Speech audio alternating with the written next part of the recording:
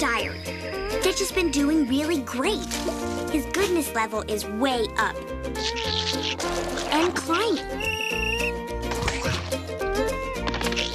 I've been helping him get in touch with his inner Elvis. This is the exact bench where Elvis sat in Blue Hawaii. Oh, yeah, that's him. But something strange is happening. Stitch is acting really weird. Even for Stitch. What? I don't know if there's enough Ohana in all of Hawaii to fix this problem. All new from Walt Disney Pictures, the sequel to the hit movie Lilo and Stitch. But this time, Stitch has a glitch. Lilo and Stitch 2. Stitch has a glitch. Now on Disney DVD.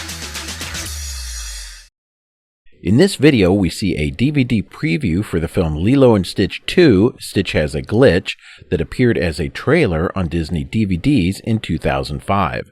Lilo and Stitch 2 is a 2005 direct-to-video sequel to the 2000 film Lilo and Stitch from Walt Disney Pictures. It is the third film released in the Lilo and Stitch franchise. Chronologically, the film takes place right after the first film, Lilo and Stitch.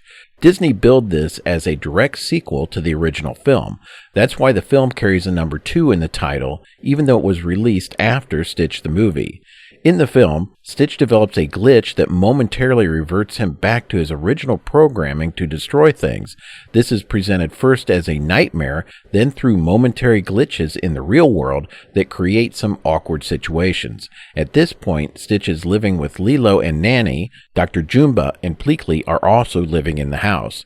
After a glitch, Dr. Jumba realizes that this is all happening because he was interrupted when he first created Stitch and wasn't able to charge Stitch's molecular structure properly. In secret, he works on creating a new charging chamber because if he can't recharge Stitch soon, Stitch's life energy could run out and he could die. Surrounding this core plot are a number of sitcom-like side plots, like Lilo trying to convince Stitch he is good by having him do good deeds, David's awkward attempts to woo Nani with the help of Pleakley, Lilo working on a hula dance competition with Stitch's help, and Dr. Jumba having to create a new charging machine from common household appliances. Most of these side plots seem to work in the overall framework of the film. I won't spoil the ending of the film, but we all know Stitch is alive and well in Stitch the movie, Lilo and Stitch the series, and Leroy and Stitch. This film has a 40% on Rotten Tomatoes, but I think it's a much better film than that. I watched this film and really enjoyed it. The animation is good, and there are a few cool sequences like Lilo and Stitch flying over the ocean to Elvis music with dolphins swimming below.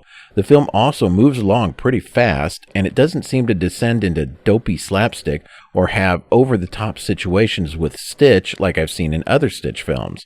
In fact, Lilo and Stitch 2 was originally supposed to be released in theaters, but at the last minute Disney changed it to a direct-to-video release.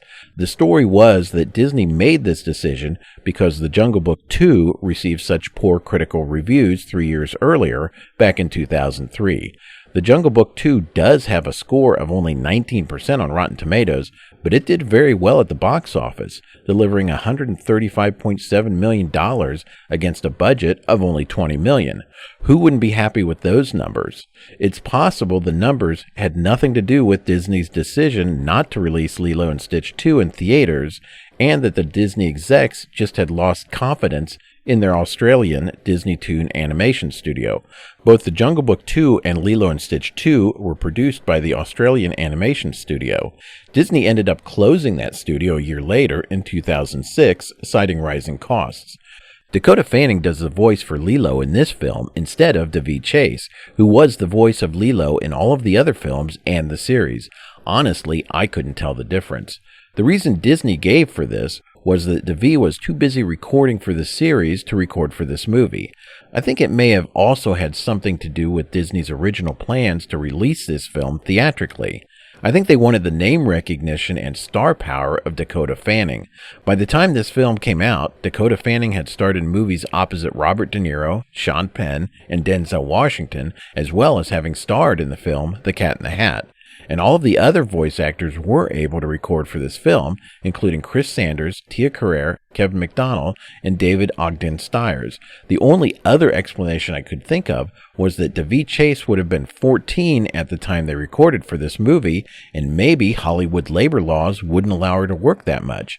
In any event, it's a strange departure from everything else they did with the Lilo and Stitch franchise, but it works. All that aside, I do think this was a good movie, and I really enjoyed watching it. It moves along fast, it has good animation, and a coherent story. There was one big problem, though. For some reason, Dr. Jumba keeps Stitch's glitch a secret from the rest of the cast, with the exception of Pleakley. I guess we wouldn't have had a movie if he had just told them what was happening to Stitch. It's easy enough to just ignore this problem and chalk it up to Dr. Jumba's secretive personality. Well, those are my comments for this video. If you like these retro videos, please subscribe. Give this video a thumbs up, click the notification bell, and leave a comment. All these things really help the channel. Keep watching for more retro videos like this and other videos. Take care of yourself and look out for others. Talk to you later. Bye.